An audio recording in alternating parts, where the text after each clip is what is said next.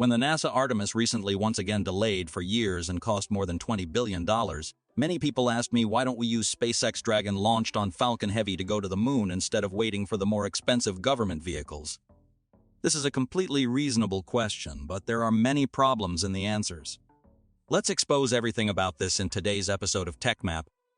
In March 2019, Vice President Pence challenged NASA to land astronauts on the moon by 2024 by any means necessary. NASA's response to Pence's challenge was to proceed with what it already had in the pipeline, the Orion crewed spacecraft and the massive shuttle-derived space launch system, SLS Heavy-Lift Expendable Booster Rocket. Badly, SLS has been in slow walk development since 2006, with more than $23 billion spent. And now we are living in 2024, but the rocket will not be able to send humans to the moon until at least 2027. More pitifully, SLS cannot deliver Orion to low lunar orbit like Apollo with enough propellant to fly it home. To fix this, NASA wants to build a new space station in high lunar orbit, which it calls the Gateway, to provide Orion with a destination that it can reach. But to travel down to the moon and back up to the high Gateway orbit requires a lander with double the propellant needed from the low orbit. This Rube Goldbergian plan has been contracted for SpaceX Starship HLS. Too cumbersome and expensive.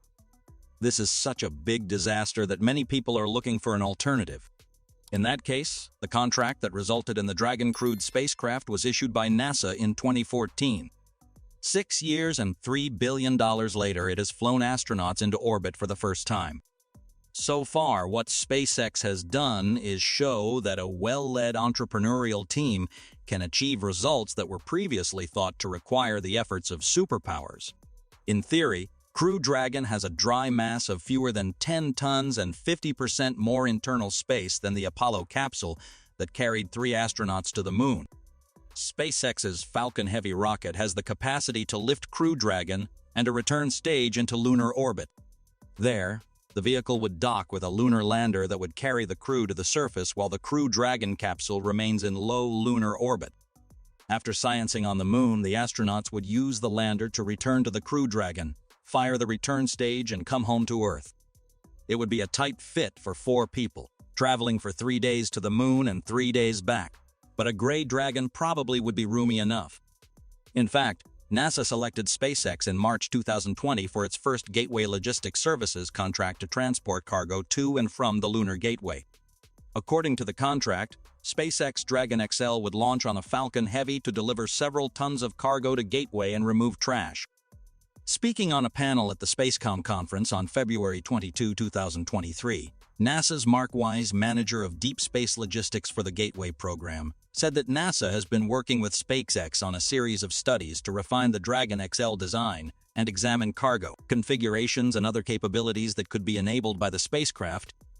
The 2 primary advantages of this scenario are cost and, potentially, speed. NASA now spends in excess of a couple of billion per year on development costs for Orion and the Space Launch System.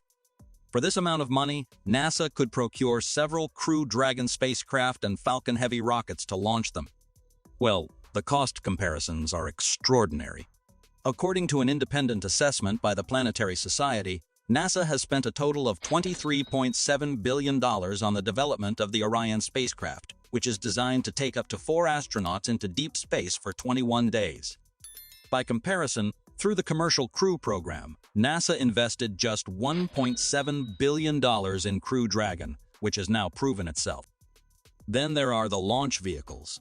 NASA is approaching a total investment of $23 billion in the Space Launch System rocket, which likely is still months or longer from its first orbital test flight.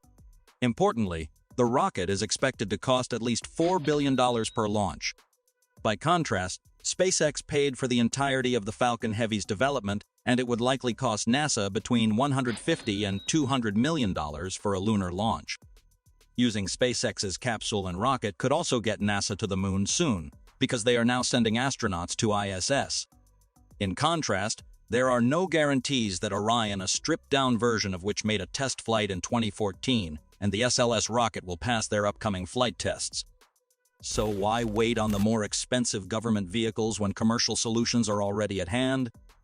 Well, NASA Administrator Bridenstine was dismissive when asked about using Dragons instead of Orion for the Artemis program. I think it's important to note that Crew Dragon was specifically designed for low Earth orbit, and in order to send it to the moon, would require a ton of modifications, he said. I'm not saying you couldn't modify it, but if you modified it, it would look a lot like Orion. Another consideration is that Falcon Heavy is not rated for human launches, meaning it does not include various safety factors that would increase its reliability. However, NASA could solve that problem by launching a Dragon separately on a Falcon 9 and a propulsion module on another Falcon 9. They could then dock, a procedure NASA perfected during the Gemini program more than a half-century ago, and proceed to the moon.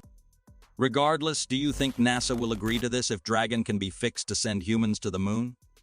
Definitely no. This is easy to understand. If that happened, what about their rocket and the politics behind it? For many, it sounds like a straightforward argument. Cancel the slow and outdated SLS and direct its $2.6 billion per year into novel public-private partnerships like SpaceX, which promise to revolutionize access to space. Now imagine this argument from the perspective of a congressional representative from Alabama, home of the SLS. First, cancel the SLS and lay off tens of thousands of constituents. Then take that money that had previously allowed their voters to have good incomes, mortgages, and a sense of pride from a high-status project and give instead to California and Texas, where SpaceX is located. You may get laughed out of the room. This is the core dilemma for those who want to end the SLS. How do you make a politically viable alternative? The answer must involve building a new coalition that is stronger and more motivated than the one currently invested in the status quo. This tends to be quite difficult and historically requires a major external event to predicate massive political change.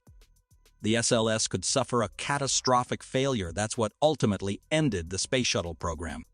Or maybe a series of dramatic political realignments will significantly reduce the influence of regions that most benefit from the current program. Or perhaps the incentives themselves could change. NASA has already transformed its approach to new programs through fixed-priced commercial partnerships that better control costs and reward performance. However, none of these provide clear paths for those who wish to stand against the SLS. The reasons why NASA has the SLS remain far more compelling than the reasons not to have it. Meanwhile, on the eve of its first launch, NASA is readying a long-term contract securing upwards of 24 SLS rockets through at least 2036. The political support for the SLS remains steadfast and is likely to continue. For those who find this distressing, consider this. The lawmakers that make up the SLS political coalition are zealously defending the interests of their constituents. And isn't that the entire point of representative democracy? There is and will remain tension in the U.S. political system between local and national interests. Ideally, local interests align with national interests. And until there is an alternative to the political dynamics that represent the foundation of the SLS coalition, perhaps the best path forward is to focus on making the program more efficient, more capable, and more effective in achieving its goals. And that just about wraps it up for today's episode. Make sure you subscribe to the channel and turn on the notification feature so you don't miss any space-important updates. Your support is our driving force to continue delivering high-quality content. Thank you, and we look forward to seeing you next time.